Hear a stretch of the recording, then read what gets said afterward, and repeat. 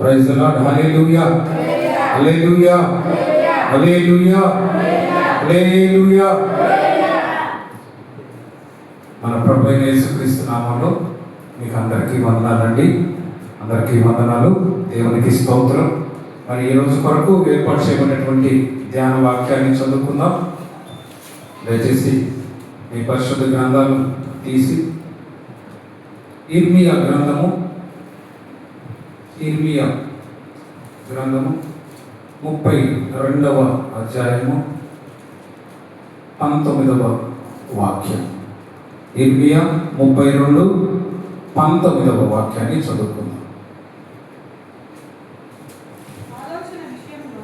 ఆలోచన విషయంలో నీవే గొప్పవాడవు, క్రియలు జరిగించు విషయంలో శక్తి సంపన్నుడవు, వారి ప్రవర్తనను బట్టి వారి క్రియాఫలమును బట్టి అందరికీ ప్రతిఫలం ఇచ్చుటకై నరపుత్రుల మార్గములన్నిటినీ నీవు కన్నులారా చూచుచున్నావు. ఆమేన్. హల్లెలూయా. మరి ఈ చక్కటి వాక్యం ఇర్మియా అనే ప్రవక్త తను చెరసాలలో జైల్లో ఉన్నప్పుడు రాసినటువంటి మాట.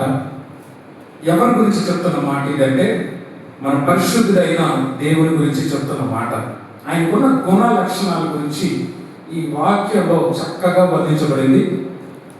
మరొకసారి నేను చదువుతూ మీకు ధ్యానంలోకి వెళ్దాం. ఆలోచన విషయంలో నీవే గొప్పవాడవు. ఆలోచన విషయంలో నీవే గొప్పవాడవు. ఎవరు గొప్పవాడు? ఇక్కడ దేవుని గురించి ప్రవక్త చెప్తున్న మాట, ఇర్మియా ప్రవక్త చెప్తున్న మాట. ఆలోచన విషయంలో నీవు గొప్పవాడు. నీవు కాదండి, నీవే గొప్పవాడు. రెండవదిగా క్రియలు జరిగించు విషయంలో శక్తి సంపన్నుడివి. ఈ ముందుగా అసలు ఈ మాటలు ఎప్పుడు రాశారు, ఎందుకు రాశారు చూద్దాం. మరి సిద్కియా అనేటువంటి ఒక రాజు ఇశ్రాయేల్ దేశాన్ని పరిపాలిస్తున్న రోజుల్లో నెబుకద్నెజర్ అనేటువంటి ఒక రాజు ఆ దేశం మీదకి దండెత్తి వచ్చాడు. అప్పుడు సిద్కియా అనే రాజు చాలా బలహీనుడైనటువంటి రాజు. అంటే యుద్ధం చేసి గెలిచే శక్తి సామర్థ్యాలు ఆయనకి లేవు. అయితే దేవుని సన్నిధిలో ప్రార్థన చేశాడు. వెళ్ళి, ప్రభువా, ఈ విధంగా నెబుకద్నెజర్ ఒక రాజు మా మీదకి దాడికి వస్తున్నాడు, మరి మేము యుద్ధానికి వెళ్ళమంటావా వద్దా అని అడిగాడు. ఇర్మియా అనేటువంటి ప్రవక్తని పిలిచి, నువ్వు దేవుని సన్నిధికి వెళ్ళి ఈ విషయాన్ని అడిగి యెహోవా ఏం చెప్పాడు నాకు చెప్పు అని చెప్తే, అప్పుడు ఇర్మియా ప్రవక్త దేవుని సన్నిధిలో ప్రార్థన చేసి చెప్పాడు, నీవు యుద్ధానికి పోవద్దు. ఒకవేళ నువ్వు యుద్ధానికి వెళ్తే ఆ యుద్ధంలో తప్పకుండా నువ్వు ఓడిపోతావు, దేవుడు చెప్పిన మాట అని చెప్తే సిద్కియా రాజు ఆయన మాటల్ని పట్టించుకోలేదండి. దేవుని సేవకుడు చెప్పిన మాటల్ని పెడచెవిన పెట్టి ఈయన యుద్ధానికి బయలుదేరాడు, తిరుగుబాటు చేశాడు. ఈ నెబుకద్నెజర్ అనే రాజు చాలా పెద్ద సైన్యంతో ఆ దేశం చుట్టూ సైనికులు మొత్తాన్ని ముట్టడి వేశారు.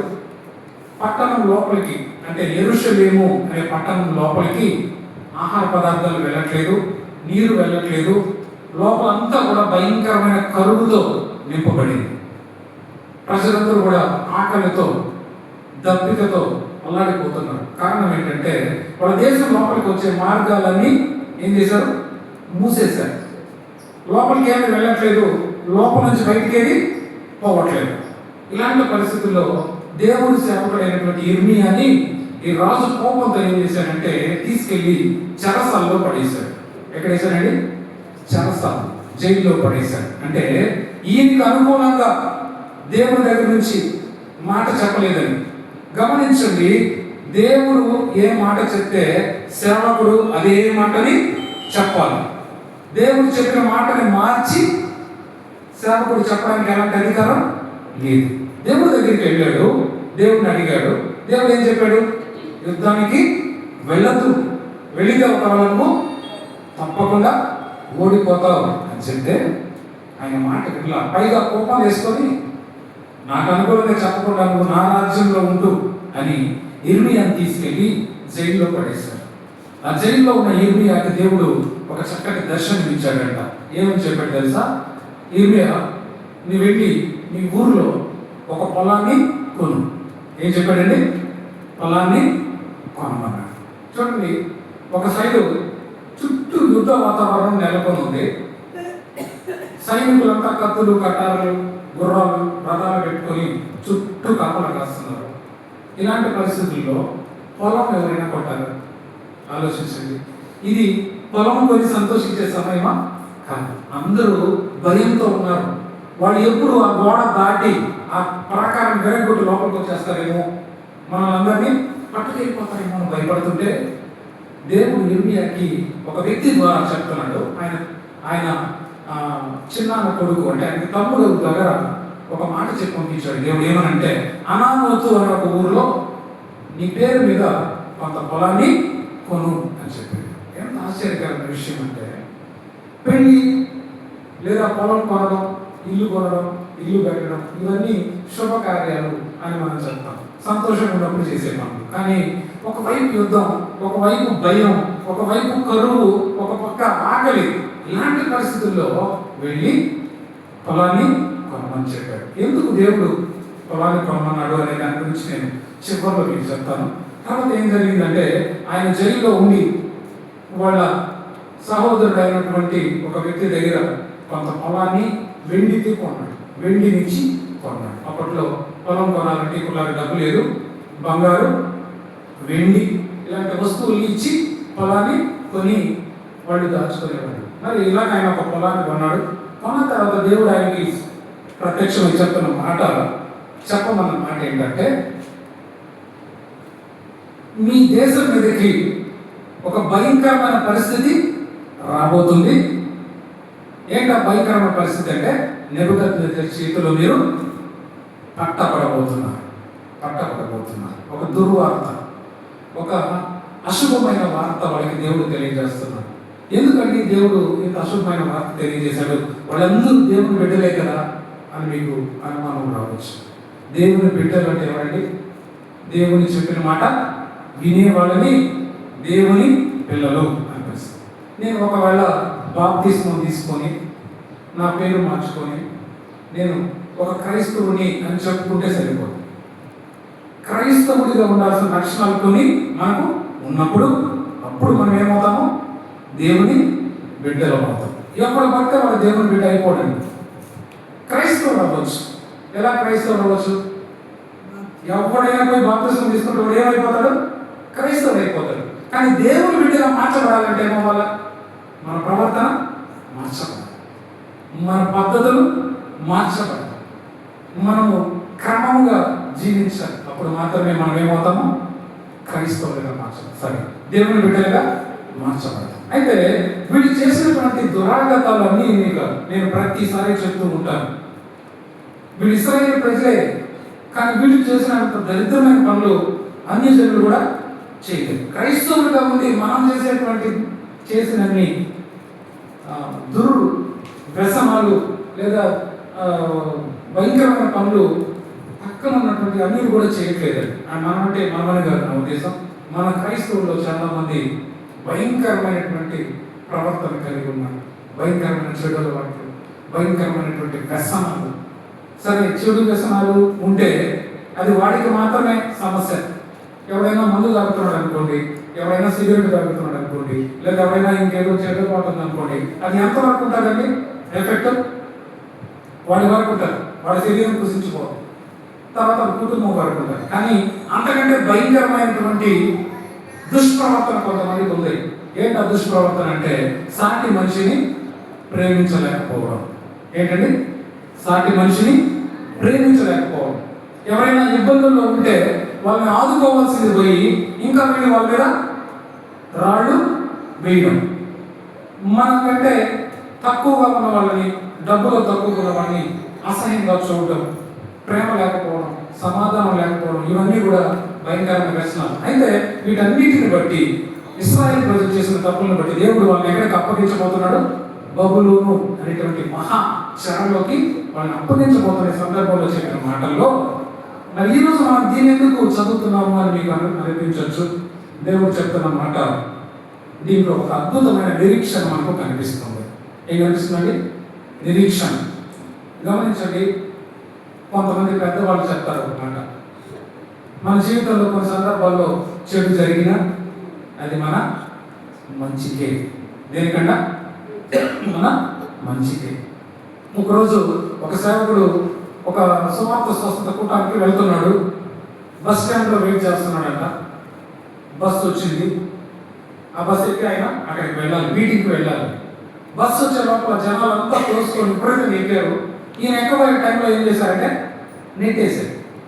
ఈయన బస్సు ఎక్కనేలా, ఫుల్ జనం రష్. ఆయన ఎంతెంత శ్రమపడినా కానీ బస్సు ఎక్కలేకపోయాడంట. బస్సు వెళ్ళిపోయింది. వెళ్ళిపోయిన తర్వాత ఆయన చాలా బాధపడ్డాడు. ప్రభా, నేను వెళ్తలేదు నీ పని మీద కదా, నీ మీటింగ్కే కదా నేను వెళ్తున్నాను. ఆ మీటింగ్కి నేను వెళ్ళి ప్రసంగం చేయాలి. నేను ఇక్కడ బస్సు మిస్ అయిపోతే ఇంకొక గంట తర్వాత నేను బస్సు లేదు, ఎలా ప్రభా, నాకు చాలా నువ్వు అన్యాయం చేశావు. నీ పని మీద వెళ్తుంటే కూడా నువ్వు నాకు సహాయం చేయకపోతే అంటే నేను విపరీతంగా నచ్చుకుంటున్నాడంట. సరే కాసేపు తర్వాత మరొక వెహికల్ వచ్చింది.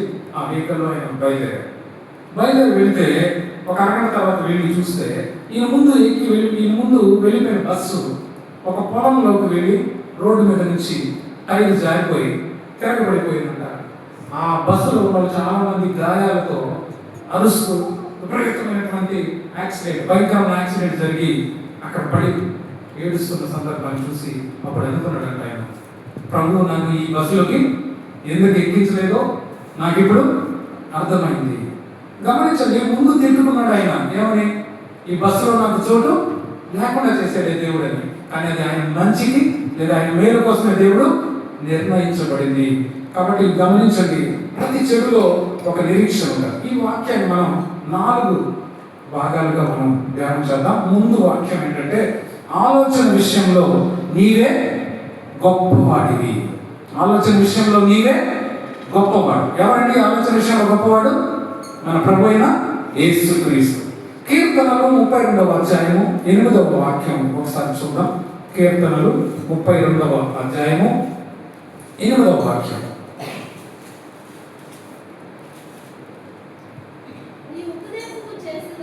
నీకు ఉపదేశము చేసేదను, నీవు నడవలసిన మార్గము నీకు బోధించదను, నీ మీద దృష్టి ఉంచి నీకు ఆలోచన చెప్పెదను.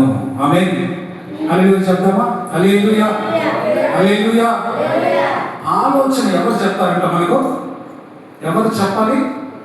మన ప్రభు అయిన యేసుక్రీస్తు చెప్తున్నాడు, నీ మార్గం అంతటిలో, నీవు నడవలసిన మార్గం అంతటిలో నువ్వు ఎలా నడవాలో నేను బోధిస్తాను.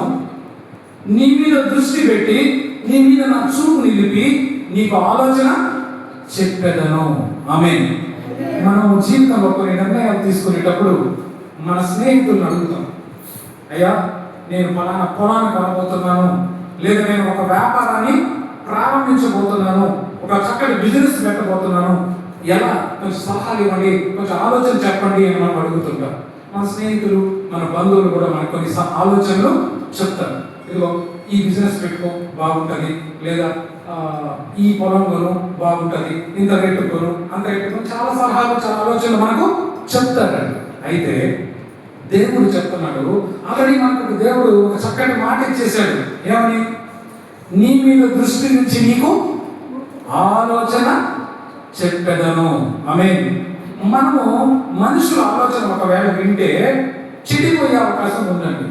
చాలా మంది నేను చూశాను, జీవితంలో ఒక ముఖ్యమైనటువంటి దశలో చక్కటి నిర్ణయం తీసుకోవాల్సిన సమయంలో మనం ఎవరిని సలహా తీసుకోవాలో తెలుసా? ఎవరిని అడగాలో తెలుసా? దేవుడిని అడగాలి. ఆమేన్.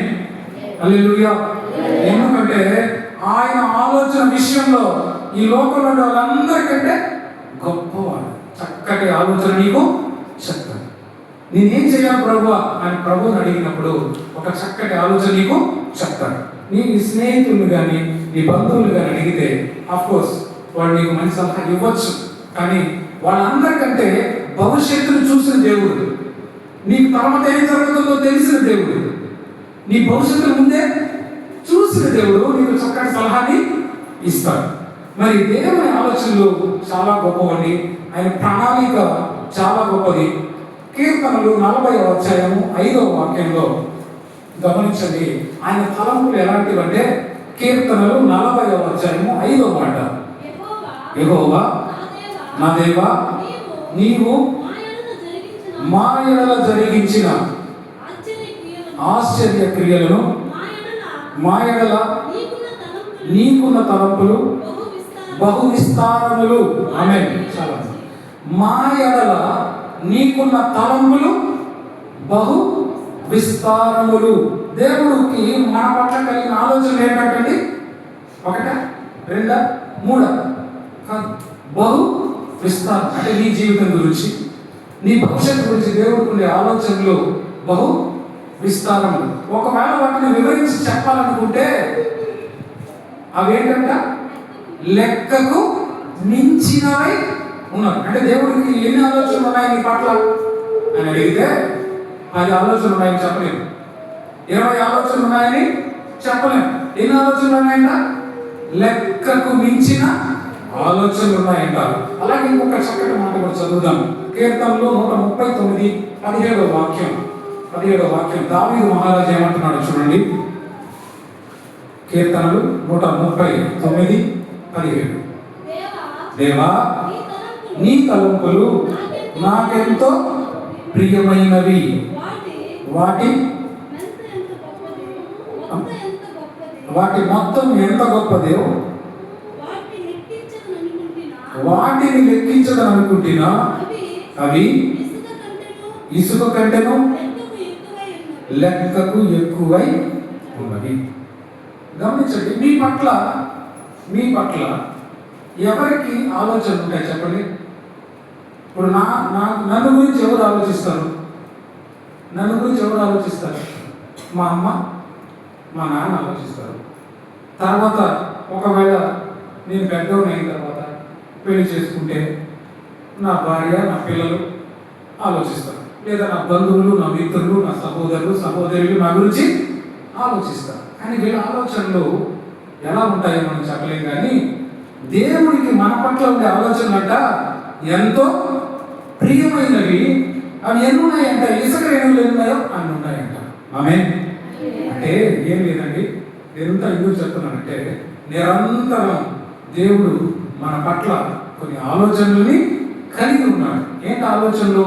నేను ఎలా నడిపించాలి, నీకు ఎప్పుడు ఉన్నత స్థానం ఇవ్వాలి, నిన్ను ఎప్పుడు గణపరచాలి, నువ్వు కన్నీటి లోయల్లో మునిగిపోయినప్పుడు నీ కన్నీరు ఎలా తొలగాలి అనే ఆలోచనలు కలిగి ఉంటాడు. గమనించండి, ఒక తల్లి ఒక బిడ్డని ఎక్కడికైనా పంపిస్తుంది అనుకోండి, ఆ తల్లి ఏం ఆలోచిస్తారు చెప్పండి? ఒక చిన్న బిడ్డని వేరే ఊరికి పంపిస్తుంది అనుకోండి, ఆ తల్లి ఏం ఆలోచిస్తుంది?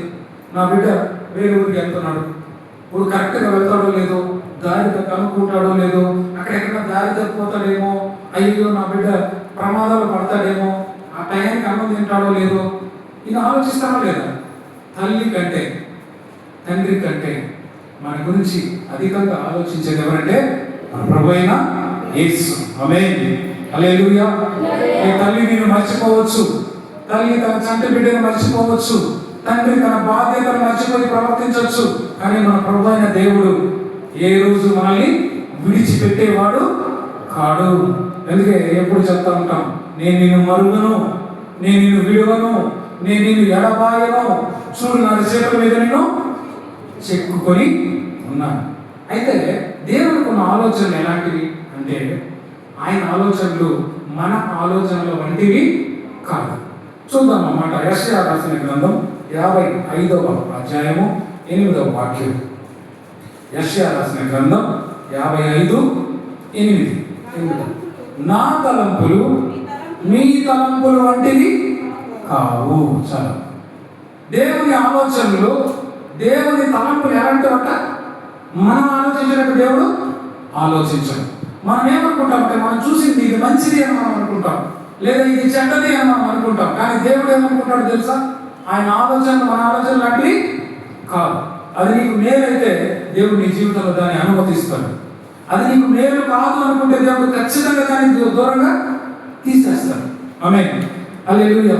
మన జీవితంలో ఎన్నోసార్లు మనం తప్పు నిర్ణయాలు తీసుకొని ఉంటాం, చాలా తప్పు నిర్ణయాలు తీసుకొని ఉంటాం. దేవుడు మనల్ని మనస్సు రూపంలో హెచ్చరిస్తాడు, మనం వినం. గమనించండి, మనందరికీ జీవితంలో ఎదురయ్యే ప్రశ్న చాలాసార్లు అనిపిస్తుంది. మనం ఏదో ఒక పని చేసేటప్పుడు మన మనస్సు చెప్తుంది, వద్దు ఈ పని చేయొద్దు, ఇది మంచిది కాదు అని చెప్తా ఉంటుంది. కానీ మనం ఏం చేస్తాం తెలుసా? దాని గొంతు నొక్కేసి మనం చేయాలనుకున్నది చేసేస్తాం. ఆమేన్. కానీ నువ్వు చేసేదాన్ని దేవుడు చూస్తున్నాడు. నీ ఆలోచనలు బట్టి ఆయన ఆలోచనలు కావట. గమనించండి, యేసేపు అనే భక్తుడి పట్ల దేవునికి ఉన్న తలంపులు వేరే. కొన్నిసారి మీకు నేను చెప్పాను, చాలాసార్లు మనం ధ్యానం చేశాం. యేసేపు అనే ఒక చిన్న తమ్ముని అన్నలంతా కొట్టి ఐగుప్తు దేశానికి అమ్మేస్తే ఆయన బాధపడి జైల్లో పడిపోయాడు, బానిసగా అమ్మపడ్డాడు. యజమాని భార్యతో నేను పాపం చేయను అని చెప్పిన దానికి జైల్లో పడి ఆయన బాధపడుతుంటూ అనుకుంటాడు, ఇంకేదో పెద్ద ఆలోచన ఉన్నాయి కదా దేవుడికి అని చెప్పారే. ఏంటి ఆలోచనలని? కానీ దేవుని ఆలోచన ఏంటో తెలుసా? దేవుని ప్రణాళిక ఏంటో తెలుసా? యేసేపు జీవితం పట్ల ఆయన ఒకరోజు ఎక్కడ నిలబెట్టాడండి? ఐగుప్తు దేశానికి రాజుగా నిలబెట్టాడు. ఆమేన్. ఆయన తలంపు ఎలా ఉంది తెలుసా? నేను గొప్ప ఉన్నతమైన స్థానంలో నిలబెట్టాలని దేవుడు ఆలోచిస్తుంటే నువ్వు చిన్న చిన్న ఆనందాల కోసం, చిన్న చిన్న ఆశల కోసం దేవుని ఆలోచనని వినకుండా వదిలేస్తున్నాం. అలాగే దావీదు జీవితంలో దేవుని ప్రణాళిక మరీ గొప్పదండి. గమనించండి, దావీదు ఒక గొర్రెలు మేపుకునే ఒక చిన్న కుర్రోడు, గొర్రెలు మేపుకునే స్థాయి నుంచి ఆయన కూడా దేవుడు ఎక్కడ నిలబెట్టాడు? యెరూషలేము పట్టణంలో ఇశ్రాయేలు దేశానికి రాజసింహాసనం మీద దావీదుని కూర్చోబెట్టాడు. ఎవరు దావీదు? ఎవరండి దావీదు? రాజవంశం నుంచి వచ్చాడా? లేదండి, రాజవంశం నుంచి రాలేదు. ఆయన ఒక సాధారణమైన గొర్రెలను మేపుకునేవాడు. సొంత ఇంట్లో అన్నల దగ్గర నుంచి, తల్లిదండ్రుల దగ్గర నుంచి ఆదరణ లేని వ్యక్తి. సమూయేలు అనే ప్రవక్త యెషయా, అంటే దావీదు మహారాజు యొక్క నాన్న పేరు యెషయా. యెషయా దగ్గరికి వెళ్ళి, ఇదిగో నీ కుమారులో ఒకరిని దేవుడు అభిషేకించమని నాకు చెప్పాడు, ఒక్కొక్కరిని పిలిచమని చెప్తే ఆయన అందరిని పిలిపించాడంట. ఆయన చెప్పాడు, వీడి కాదు చెప్తానే ఉన్నాడు. ఇంకెవరైనా ఉన్నారంటే వాళ్ళ తండ్రి అన్నాడంట. ఇంకొకడు ఉన్నాడు, వాడు ఎందుకు పనికిరాని వాడు అడవిలో గొర్రెలు మేపుకుంటున్నాడు, వాడు పెద్ద ఉపయోగపడేవాడు కాదు అన్నట్టుగా తండ్రి, సొంత తండ్రి ఆయన మీద ఒక చక్కటి అభిప్రాయం లేదు. అలాంటి వ్యక్తిని దేవుడు దూరం నుంచి చూసి సమూయేలుకు చెప్పాడు, ఏమని? ఇదిగో నేను ఎన్నుకున్న మనుష్యుడు ఇతడే. ఆమేన్. స్వయంగా దేవుడు కలుగ చేసుకొని ఆయన ఒక ఉన్నత స్థానంలోకి తీసుకెళ్ళాడు. కాబట్టి గమనించండి, దావీదు గురించి ఒకవేళ వాళ్ళ నాన్న బాగా ఆలోచించుంటే దావీదు ఏం చేస్తుండేవాడు? మీరు చెప్పండి. మహా అయితే మనం ఇప్పుడున్న పరిస్థితుల్లో చూద్దాం. ఇప్పుడు మా అబ్బాయి గురించి నేను ఆలోచిస్తే మహా అయితే నేను వాడిని ఏంగా చూస్తాను? ఒక టీచర్ అవ్వాలని కోరుకుంటాను, లేదా ఒక కలెక్టర్ అవ్వాలని కోరుకుంటాను, వాడు డాక్టర్ అయితే చాలు అనుకుంటాను. నా ఆలోచన అంతవరకు ఆగిపోదు. కానీ దేవుడు ఒకవేళ వాడి గురించి ఆలోచిస్తే దేవుడు ఆలోచన ఎట్లా ఉంటుందో తెలుసా? వీళ్ళందరికీ తలగా దేవుడు వాడిని నియమిస్తాడు. కాబట్టి దేవుని ఆలోచనలు మన ఆలోచన లాంటివి కాదంట. రెండవ మాట, క్రియలు జరిగించు విషయంలో శక్తి సంపన్నుడు. మొట్టమొదటి మాట ఏంటండి? ఆలోచన విషయంలో ఆయనే గొప్పవాడు. ఎవరు? మన ప్రభు అయిన యేసే గొప్పవాడు. కాబట్టి మనకు ఆలోచన కావాలంటే ఎవరిని అడగాలి? దేవుని సన్నిధిలో అడగాలి. ఆమేన్. హిజ్కియా అనేటువంటి ఒక రాజుకి మరణ శాసనం వచ్చేసింది. ఏంటో మరణ శాసనం? దేవుడే చెప్పి పంపించేశాడు, ఇదిగో నువ్వు మరణం అవుతున్నావు, నువ్వు ఇంకా బ్రతకవు, కాబట్టి నీళ్ళు నువ్వు సర్దుకోబోకు అని చెప్పి పంపించాడు ప్రవక్త ద్వారా. చెప్పింది ఎవరు అలాంటి వ్యక్తి కాదు, సజీవుడైన దేవుడే చెప్పి పంపించాడు. ఏమని? అయిపోయింది, నీ టైం అయిపోయింది, నువ్వు సర్దుకోమన్నాడు. కానీ హిజ్కియా రాజు ఆ దేవుడే పోయి ఆలోచన అడిగాడు. ఆమేన్. ఆ దేవుడే వెళ్ళి సహాయం అడిగాడు. ప్రభువా నాకు కొంచెం ఆయుష్ని పొడిగించు ఆయన అడిగినప్పుడు ఆయనకి దేవుడు 15 సంవత్సరాలు ఆయుష్ని తిరిగి పొడిగించాడు. ఆమేన్. కాబట్టి ఆయన ఆలోచన అంత గొప్పవాడు. రెండవ మాట చూద్దాం. క్రియలు జరిగించే విషయంలో శక్తి సంపన్నుడు. చాలా వరకు మనం చెప్తా ఉంటాము. ఒక చిన్న ఇంగ్లీష్లో ఒక కొటేషన్ ఉంది, మీకు అర్థమైన తెలుగులో నేను చెప్తాను. 1000 టన్నుల ప్లానింగ్ కంటే 1 ఔన్స్ ఆచరణ మేలు అని ఇంగ్లీష్లో ఒక సామెత ఉంటుంది. అంటే కూర్చొని ఒకటే ఆలోచించడం కంటే మనం ఆలోచించిన దాంట్లో కొంత చేస్తే అది మన జీవితానికి ఉపయోగం అంట. మీరందరూ వినుంటారు, చిన్నప్పుడు ఒక చక్కటి తమాషా కథ ఒకటి ఉండేది. ఒక బ్రాహ్మణుడు ఒక ఊరిలో జీవించేవాడు. ఆయన చాలా పేదవాడు, ఆయనకి ఎవరు లేరు. ఆయన కేవలం ఎవరైనా చనిపోతే వాళ్ళకి దినం పెట్టడం, కర్మ చేయడం, ఇలాంటి చిన్న చిన్న పనులు చేసుకొని జీవిస్తుండేవాడు. ఒకరోజు ఆ ఊరిలో పక్క ఊరిలో ఒక వ్యక్తి చనిపోయాడు. ఆ చనిపోయిన దానికి ఈ అయ్యర్ని పిలిచారు, పూజారిని. ఈయన వెళ్ళాడు, ఆ పూజా కార్యక్రమాలు చేశాడు. అప్పట్లో డబ్బులు ఇచ్చేవాళ్ళు కాదు కాబట్టి అంత పేల పిండి కొండ నిండా పెట్టి ఇచ్చారు. పేల పిండి అంటే తెలుసు కదండి, బియ్యంతో తయారు చేసే పేల పిండి. దాంతో రకరకాల వంటకాలు చేసుకోవచ్చు. సరే, అప్పట్లో భోజనమే చాలా పెద్ద విషయం. నెత్తి మీద పెట్టుకొని సంతోషంగా కొండని బయలుదేరాడు సొంత ఊరికి. నడిచి నడిచి నడిచి ఒక దగ్గర అలసిపోయాడు. ఒక చెట్టు కింద కాసేపు విశ్రాంతి తీసుకుందామని నెత్తి మీద కొండ తీసి అక్కడ పెట్టాడు. పెట్టి పడుకున్నాడు. కళ్ళు మూసుకొని ఆలోచిస్తున్నాడు. గొప్ప గొప్ప ఆలోచన ఏమంటే, ఈ పిండి తీసుకుపోయి అమ్ముతాను, కొంత డబ్బులు వస్తుంది. ఆ డబ్బులతో నేను 2 మేకలు కొంటాను. ఆ 2 మేకలు పెద్దవి అవుతాయి, పిల్లలు పెడతాయి, ఒక పెద్ద మంద అవుతుంది. ఆ మందలో కొన్ని మేకల్ని గొర్రెలు అమ్మి నేను కొన్ని ఆవుల్ని కొనుక్కుంటాను. అవి కూడా విస్తరించిపోతాయి.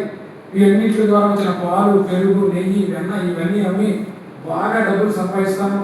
ఆ డబ్బులతో కట్నం ఇచ్చి ఒక అమ్మాయిని పెళ్లి చేసుకుంటాను. ఆ రోజుల్లో ఇప్పుడు అమ్మాయి కట్నం ఇస్తున్నారు, అప్పట్లో అమ్మాయిని పెళ్లి చేసుకోవాలంటే అబ్బాయిలు కట్నం ఇచ్చారు. కట్నం ఇవ్వడానికి డబ్బులు లేక ఆయన పెళ్లి చేసుకోవాలి రోజుల్లో. మరి డబ్బులు వస్తుంది కదా, డబ్బులు ఇచ్చి నేను ఒక అమ్మాయిని పెళ్లి చేసుకుంటాను. మా దగ్గరికి ఒక బాబు పుడతాడు. ఆ బాబు నేను బాగా ప్రేమిస్తాను. వాడి మీద ఎవరైనా ఈయన వాడినా కూడా నేను ఒప్పుకొని ఒప్పుకోను.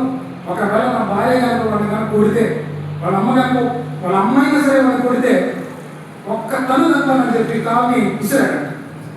కాళ్ళ దగ్గర పెట్టుకున్న కొండను దన్నేశాడు. కొండ పగిలిపోయింది. కొండలో ఉండే పిండి అంతా నేల పగిలిపోయింది. గమనించండి, దీన్ని పేల పిండి ఊరికే కూర్చొని ఆలోచన చేస్తే సరిపోదు.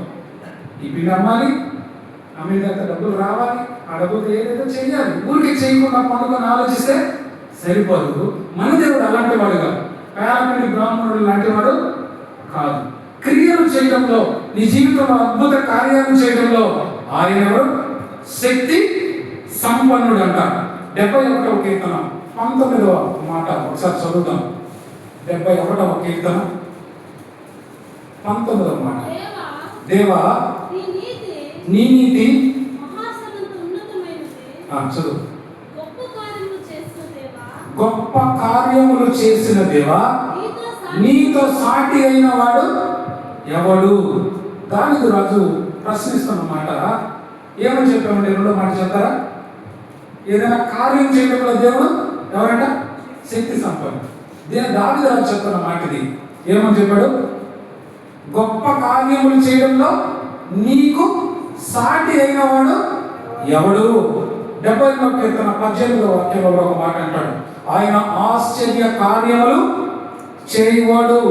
ఇంకా మనం చదువుకుంటూ వెళ్తే, ఆయన కార్యములు దొడ్డవి, అంటే ఆయన కార్యములు గొప్పవి, ఆయన ఆలోచనలు అతి గంభీరమైనవి. 92వ కీర్తన 5వ మాటలు అంటాడు అన్నమాట. ఆలోచనలు, ఈ దేవుని యొక్క ఆలోచనలు అతి గంభీరమైనవంట. ఆయన గొప్ప కార్యాలు చేస్తాడు. ఏం కార్యాలు చేశాడంటే దేవుడు? గొప్ప కార్యాలు. 40 సంవత్సరాలు ఇశ్రాయేలు ప్రజలని అరణ్యంలో నడిపించాడు.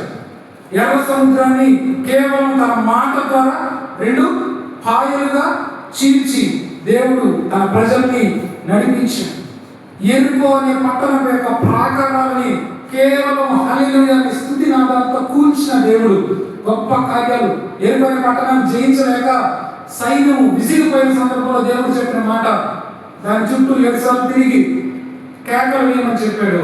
కేవలం తన మాట ద్వారా ఎరుకో గోడలను కూల్చిన దేవుడు, చావు గోతి నుంచి మరణపు లోయ నుంచి మనల్ని పైకి ఎత్తినటువంటి దేవుడు, నిన్ను విమోచించిన వాడు. ఇంతకన్నా గొప్ప కార్యాలు కావాలన్నా? దేవుడు గొప్ప కార్యం చేశాడు చెప్పాలంటే ఒక రోజు కూడా సరిపోతుంది. ఎందుకంటే మన పితరులని పగలు మేఘస్తంభమై, రాత్రి అగ్నిస్తంభమై, అడవుల్లో, కొండల్లో, లోయల్లో, ప్రమాదాల్లో చక్కగా నడిపించిన దేవుడు, వారి ఆకలిని తీర్చిన దేవుడు, బండను పగలగొట్టి దాని నుంచి నీటిని రప్పించినటువంటి దేవుడు, అడ్డుగా ఉన్న ఎర్ర సముద్రాన్ని తీసి మార్గాన్ని ఏర్పరిచిన దేవుడు, యోర్దాను నదిని 2 పాయలుగా చేసినటువంటి దేవుడు, దావీదుని గొల్లియాతు చేతి నుంచి రక్షించిన దేవుడు, ఎలుగుబంట్లు సింహాల చేతి నుంచి దావీదును రక్షించిన దేవుడు, అబ్రహాము నమ్మిన దేవుడు. మన దేవుడు గొప్ప కార్యాలు చేసే దేవుడు. మరి మన జీవితంలో ఏం గొప్ప కార్యాలు చేస్తారు అనేది మనం ప్రశ్నించుకుంటే చక్కటి మాట. మనం 2 వారాల క్రితం అనుకుంటాను, మనం ఐ థింక్ పోయిన వారమే అనుకుంటాను, ఏం చెప్పాడు దేవుడు? పాడైపోయిన స్థలాన్ని తిరిగి కడుతాను, నీలో ఉండే అపవిత్రతను తీసివేసి నేను బాగు చేసి నీ జీవితంలో పాడైపోయినటువంటి ప్రాకారాలన్నిటినీ తిరిగి నేను కట్టి నేను ఆశీర్వదిస్తానని చెప్పిన గొప్ప కార్యాలు చేసే దేవుడు. నేను స్వస్థపరుస్తాను అని దేవుడు చెప్తే తప్పకుండా నేను స్వస్థపరుస్తాను. అయితే ఎవరు చెప్పాలి అన్నమాట? నేను చెప్తే జరగదు, ఇంకొకరు చెప్తే జరుగుతుంది. నేను నిన్ను స్వస్థపరచను అని చెప్తే తప్పకుండా దేవుడు మనల్ని స్వస్థపరుస్తాడు. పాడైపోయిన నీ జీవితాన్ని తిరిగి కడుతాను అని చెప్తే నీ జీవితాన్ని తిరిగి దేవుడు తప్పకుండా కడతాడు. నీ జీవితాన్ని తిరిగి సమకూరుస్తాను అని చెప్తే తప్పకుండా సమకూర్చే దేవుడు. కాబట్టి దేవుడు మొత్తం ఆలోచన చేసేసి వదిలేసేవాడు కాదండి.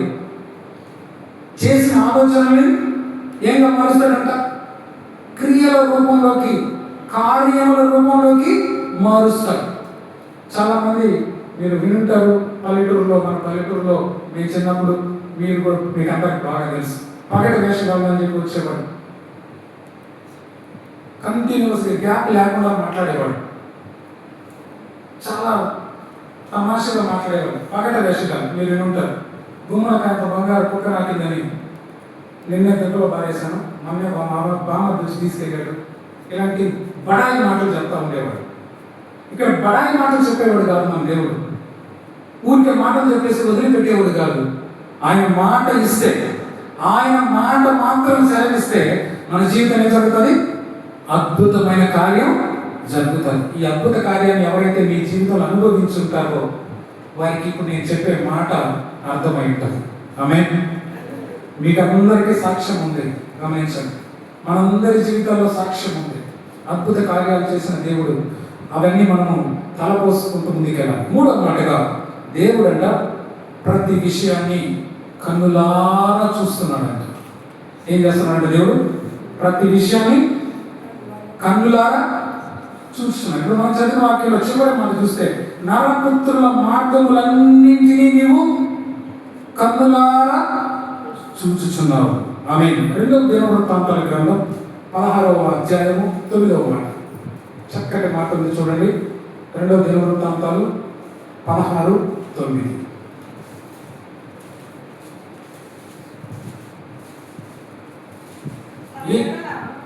చివరి మాట చదువుతాను. అదే దాంట్లో యెహోవా కనుదృష్టి, అదే చదువు. యెహోవా కనుదృష్టి లోకమంతటా సంచారము చేయుచున్నది. అద్భుతమైన మాట కదా. విన్నారు ఈ మాట ఎప్పుడైనా? చాలాసార్లు వినుంటారు.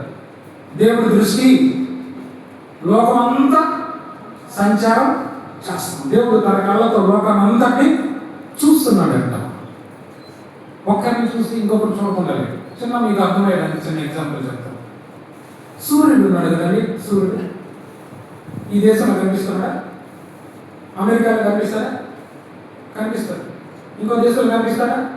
అక్కడ వేరే సూర్యుడు ఉన్నాడా? ఒకే సూర్యుడు, ఒకే సూర్యుడు. చంద్రుడు ఎంతమంది? ఒక్కడే. భూమి మీద ఎక్కడి నుంచి చూసినా కనిపించే చంద్రుడు ఒక్కడే, వేరే చంద్రుడు కాదు. అలాగే మన దేవుడు సమస్త భూజనులందరికీ దేవుడు. సమస్త భూమిని ఆయన కనుదృష్టి ఏం చేస్తున్నట? సంచరిస్తూ ఉంది. ఆమేన్. కాబట్టి మన జీవితంలో మనం చేసే ప్రతి పనిని ఆయన తేరిపార చూస్తున్నాడు. హాగరు అనే ఆమె జీవితం గురించి మనం జ్ఞాపకం చేసుకుంటే, ఆమె అబ్రహాం నుంచి తరం పడింది. ఇంటి నుంచి తరిమేశారు. చిన్న బిడ్డను తీసుకొని వెళ్ళిపోయింది. ఎడారి, ఎటు చూసిన విపరీతమైన ఎండ. ఆమె తెచ్చుకున్న నీళ్ళ తిత్తులు నీళ్ళని అయిపోయాయట. చిన్న బిడ్డ దాహంతో ఏడుస్తున్నాడు. ఆ బిడ్డకి అర్థం కావట్లేదు. ఇంకా ఆమె చూసింది వెతికింది.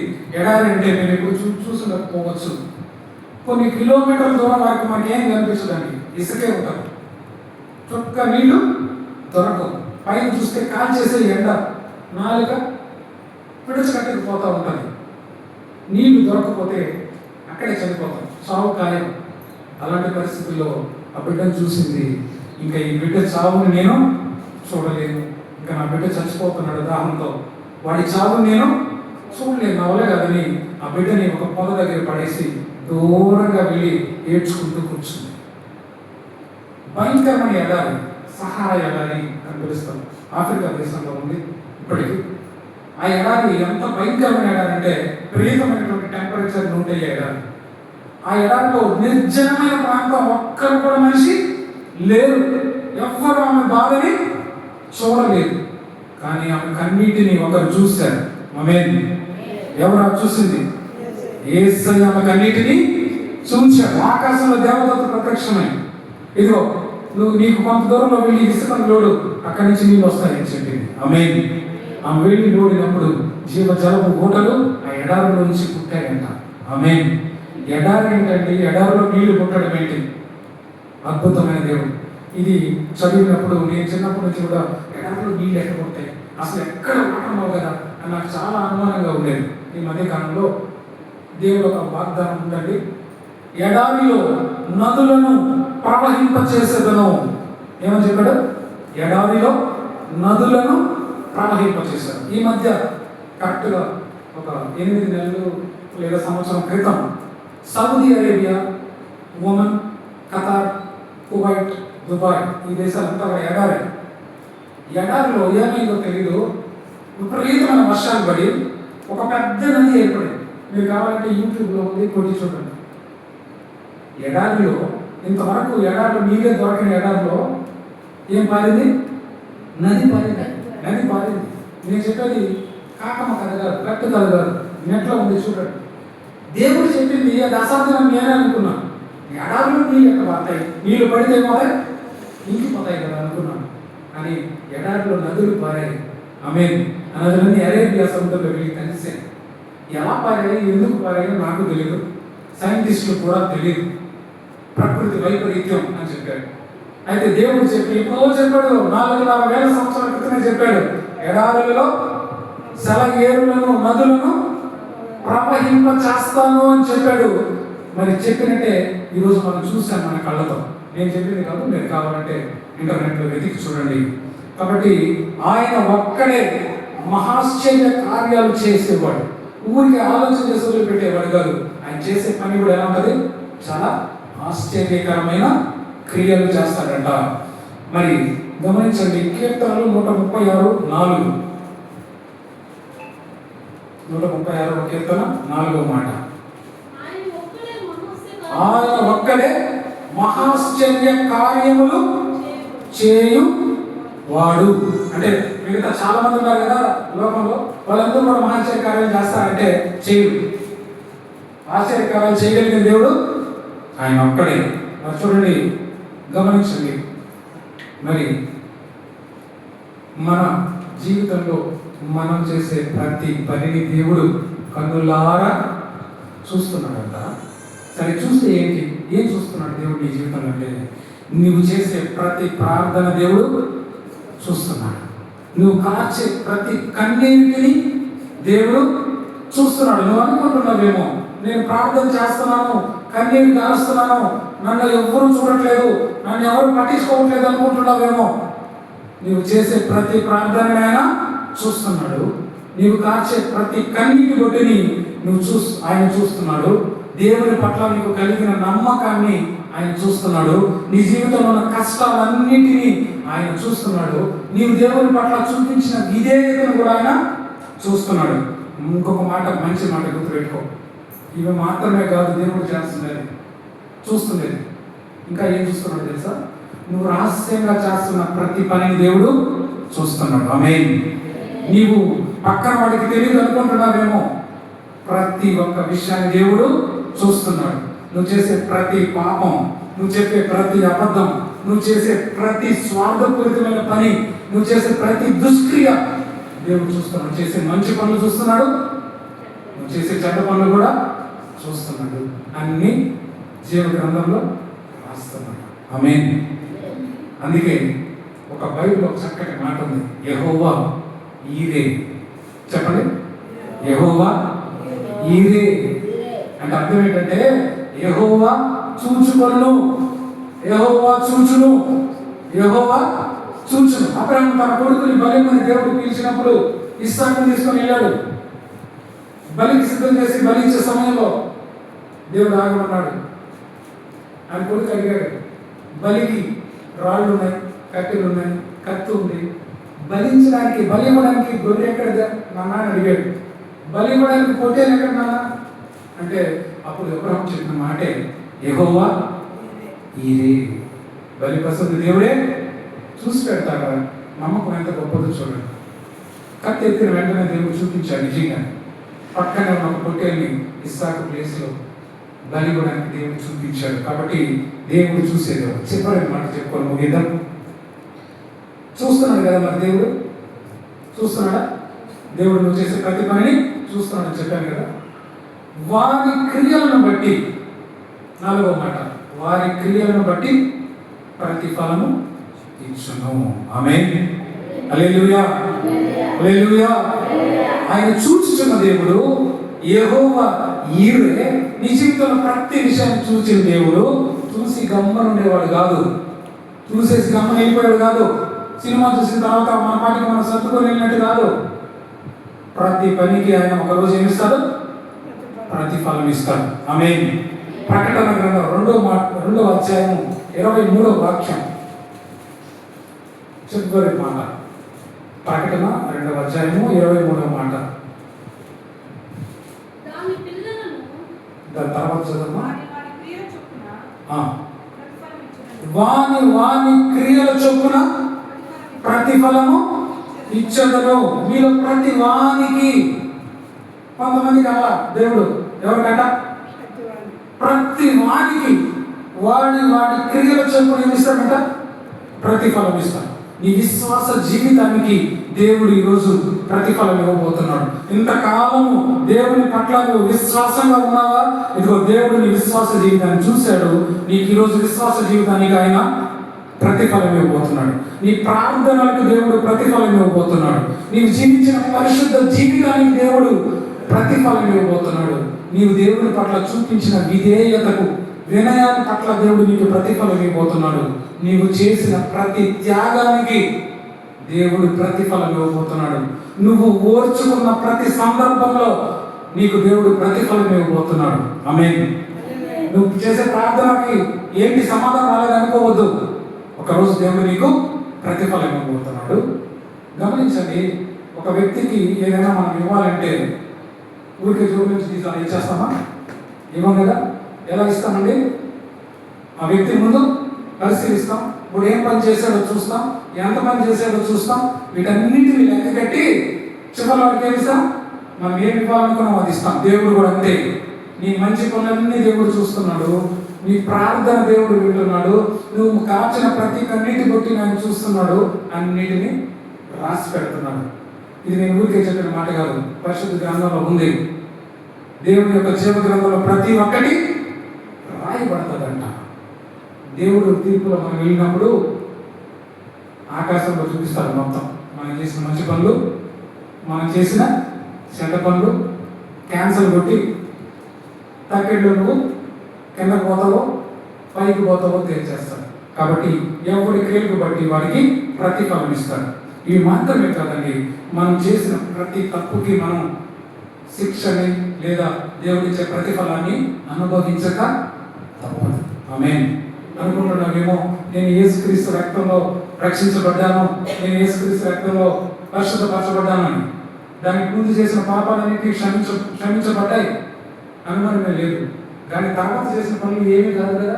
నేను ఇప్పుడు క్రైస్తవుని అయిపోయాను, నేను ఇప్పుడు ఏ పని చేసినా నాకు దేవుడు నన్ను క్షమిస్తాడంటే కుదరదు. నువ్వెప్పుడైనా తప్పు చేస్తే దేవుడు ఏమి ఇస్తాడు? ప్రతిఫలం ఇస్తాడు. నువ్వు క్రైస్తవులైనా ప్రతిఫలం ఇస్తాడు, నువ్వు అన్యుడైనా ప్రతిఫలం తప్పకుండా ఇస్తాడు. కాకపోతే మనకున్న వెసులుబాటు ఏంటంటే, మనం తెలిసి తెలియక చేసిన తప్పుని దేవుడి సన్నిధిలో మన నోటితో మనం ఒప్పుకున్నాయి కదా, ఆయన మనం క్షమించడానికి సిద్ధంగా. క్షమించడానికి ఎవరికి అధికారం ఉందండి? దేవుడికి మాత్రమే ఉంది. మన యేసు క్రీస్తుకు మాత్రమే అధికారం ఉంది. ఎందుకు అధికారం ఉంది? ఆయన ఏ తప్పు చేయలేదు కాబట్టి, ఆయన పరిశుద్ధుడు కాబట్టి, ఆయనతో మనం ఎవ్వరిని సరిపోల్చడానికి వీలు కాదు కాబట్టి, ఆయన మాత్రమే మన తప్పుల్ని క్షమించగలుగుతారు. కాబట్టి మన జీవితంలో ప్రతి పాపానికి, ప్రతి తప్పుకి, ప్రతి అతిక్రమమునికి, మన జీవితంలో ఉన్న ప్రతి అపవిత్రమైన కార్యానికి దేవుడు ఒకరోజు నీకు ప్రతిఫలాన్ని ఇస్తాడు. ఆమేన్. తప్పించుకున్నావు అనుకుంటున్నావేమో, కుదరదండి.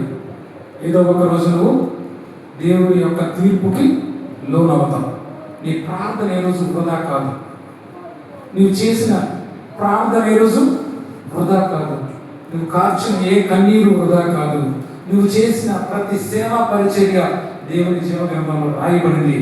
గమనించు, నన్ను ఎవ్వరూ చూడట్లేదు, నా సేవను, నా పరిచర్ని ఎవ్వరు పట్టించుకోవట్లేదు, నన్ను ఎవరు గుర్తించట్లేదు అని బాధపడుతున్నావా? ఇదిగో దేవుడు, సర్వశక్తి గల దేవుడు నిన్ను చూస్తున్నాడు, ప్రతి క్రియను చూస్తున్నాడు. ప్రతి క్రియకు ఆయన ప్రతిఫలము ఇవ్వబోతున్నాడు. ఆమేన్. హల్లెలూయా. దేవుని యొక్క ఆలోచన, ప్రణాళిక చాలా గొప్పది. గమనించండి, ఈరోజు మనం చదువుకున్న వాక్యంలో మనం చూస్తే ముఖ్యమైనటువంటి విషయాలు మరొక్కసారి నేను గుర్తు చేసి ముగిస్తాను. ముందుగా ఇర్మియా రాసిన గ్రంథం 32:19 చెప్పినట్టుగా దేవుడు ఏంటంట? ఆలోచన విషయంలో గొప్పవాడు. మొదటి మాట ఏంటి? దేవుడు ఆలోచన విషయంలో గొప్పవాడు. కార్యం చేయడంలో లేదా క్రియలు చేయడంలో ఎవరికైనా అధిక శక్తి సంపన్నుడు. ప్రతి ఒక్కరి నడవడికని కన్నులారా చూస్తున్న దేవుడు. చూసి ఒకరోజు వారికి ఏమి పోతున్నాడు? ప్రతిఫలాన్ని దేవుడు ఇవ్వబోతున్నాడు. సో అందరూ దయచేసి మోకరించండి, తలలు వంచండి, కళ్ళు మూయండి.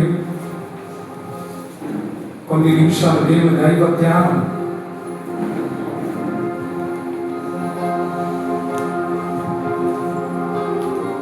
స్తోత్రం. ఇదిగో మన వాక్యాన్ని బట్టి అందరూ తల వంచి దేవుని సన్నిధిలో కొన్ని నిమిషాలు మనల్ని మనం సరి చేసుకోవాలి. ఇదిగో నీ జీవితాన్ని పట్ల ఆయనకున్న తలంపులు బహు విస్తారమైనవి. ఆయన నీ జీవితం పట్ల చేస్తున్న ఆలోచనలు చాలా గొప్పవి. చిన్న చిన్న ఆశల కోసం, చిన్న చిన్న సుఖాల కోసం దేవుడు అనుగ్రహించి గొప్ప కృపను పోగొట్టుకుంటున్నామా? మనం ఆలోచించుకుందామండి. ఇదిగో ఈ క్షణం దేవుని సన్నిధిలో మన హృదయాన్ని సరి చేసుకుందాం. ఆయన శక్తివంతుడు, క్రియల విషయంలో ఆయన శక్తివంతుడు, గొప్ప కార్యములు మన జీవితంలో జరిగించిన వాడు. నీవు పుట్టినది మొదలుకొని, జాగ్రత్తగా వినండి, నీవు పుట్టినది మొదలుకొని ఈ క్షణము వరకు నిరంతరము నడిపించిన గొప్ప కార్యములు చేసిన దేవుడు. నీ జీవితంలో నీ కన్నీటిని తుడిచిన దేవుడు. క్లిష్టమైన పరిస్థితుల్లో నాకింకా వేరే దారే లేదు అనుకుంటున్న సందర్భంలో దేవుడు నీతో మాట్లాడి నీకు మార్గంను సరళపరిచి ఒక ఉన్నతమైన స్థానంలో నిన్ను నిలబెట్టిన గొప్ప కార్యములు చేసిన దేవుడు. ఆయన నువ్వు చేసే ప్రతి క్రియను చూస్తున్న దేవుడు, నీ ప్రార్థనను చూస్తున్న దేవుడు. నీవు కార్చిన ప్రతి కన్నీటి బొట్టుకి ఒకరోజు ప్రతిఫలం ఇవ్వబోతున్న దేవుడు. నీ జీవితంలో ఉన్న కష్టాలు నష్టాలని ఎరిగిన దేవుడు, వాటన్నిటిని నిదానించి చూస్తున్న దేవుడు. నీవు చేసిన ప్రతి పనికి ఒకరోజు ప్రతిఫలం ఇవ్వబోతున్న దేవుడు. ఒకవేళ నీ జీవితంలో దేవునికి నీకు మధ్య ఏదైనా అపవిత్రమైన కార్యములు ఉన్నాయి కదా, ఇదిగో ఈ క్షణమే ఒప్పుకొని విడిచిపెడితే దేవుడు ప్రేమమయుడు, ఆయన గొప్ప కార్యములు చేయ దేవుడు. అందరం ప్రార్థన చేద్దాం. ఇదిగో ప్రభువా మీకు స్తోత్రం, కృతజ్ఞతలు చెల్లించండి, కృతజ్ఞతలు చెల్లించండి, స్తోత్రం చెప్పండి, స్తోత్రం. ఇదిగో నన్ను ఇంతవరకు జీవంతో ఉంచినందుకు నీకు స్తోత్రం. చేద్దాం అంతా, సంఘం అంతా చేద్దాం. నోరు తెరిచి స్తోత్రం స్తోత్రం స్తోత్రం స్తోత్రం. ఇదిగో నన్ను ఇంతవరకు జీవంతో ఉంచిన దేవా మీకు స్తోత్రం స్తోత్రం స్తోత్రం. ఇదిగో నాకు అన్ని అవయవాలు సక్రమంగా ఇచ్చిన దేవా మీకు స్తోత్రం స్తోత్రం స్తోత్రం. చేద్దాం. ఇదిగో నాకు ప్రతి పూట భోజనాన్ని దయచేసిన దేవా మీకు స్తోత్రం స్తోత్రం స్తోత్రం. ఇదిగో నా పిల్లలను దీవించిన దేవా మీకు స్తోత్రం స్తోత్రం. ఇదిగో నా కుటుంబంలో శాపాన్ని తొలగించిన దేవా మీకు స్తోత్రం స్తోత్రం. నా జీవితంలో అపవిత్రమైన కార్యములు తొలగించి పరిశుద్ధతతో నింపిన దేవా మీకు స్తోత్రం స్తోత్రం స్తోత్రం. చెప్పండి. హల్లెలూయా హల్లెలూయా. తీర్మానం చేసుకుందాం. ఇదిగో నీ కార్యములన్నిటిని చూస్తున్న దేవుడు. ఇదిగో నీ కాచిన ప్రతి కన్నీటి బట్టి ఒకరోజు సమాధానం చెప్పబోతున్నాడు. ఆమేన్. హల్లెలూయా హల్లెలూయా. నీవు చేసిన ప్రతి ప్రార్థనకు నువ్వు సమాధానం పొందబోతున్నావు. విశ్వసించిన వారు హల్లెలూయా చెప్పండి. హల్లెలూయా హల్లెలూయా హల్లెలూయా. ఇదిగో నీ ముందు నడుచుచున్న వాడు నీ దేవుడైన యెహోవా శక్తి సంపన్నుడు, గొప్ప కార్యములు చేసిన దేవుడు. నీ ఇతరులతో పోలిస్తే, నీ ఇరుగు పొరుగుతో పోలిస్తే వారికంటే నిన్ను అధికముగా దీవించిన వాడు. స్తోత్రం స్తోత్రం స్తోత్రం. ఆయుష్కాలమును పొడిగించిన దేవుడు, ప్రతి సంవత్సరమును దయా కిరీటముగా నీకు అనుగ్రహించుచున్న దేవుడు. స్తోత్రం స్తోత్రం స్తోత్రం. ప్రార్థన చేసుకుందాం. హల్లెలూయా హల్లెలూయా. అద్భుత కార్యములు చేసే దేవుని స్తుతిద్దాం. ఆయన తప్ప మనకు ఆకాశంలో ఎవరు లేరండి. ఆకాశమందు నీవు తప్ప నాకెవరున్నారు నా ప్రభు, నా ప్రాణ స్నేహితులు. పాడదాం అందరూ కలిసి.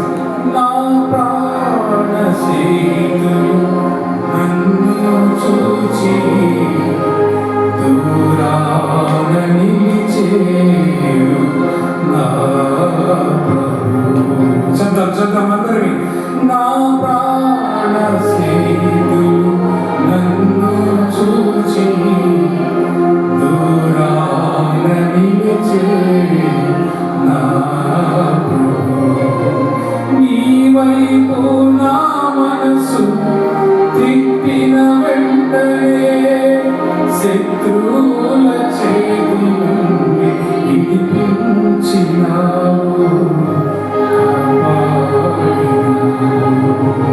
స్తుతి పాత్రుడా స్తోత్రాలుడా స్తుతులందుకో పూజా. అలాగే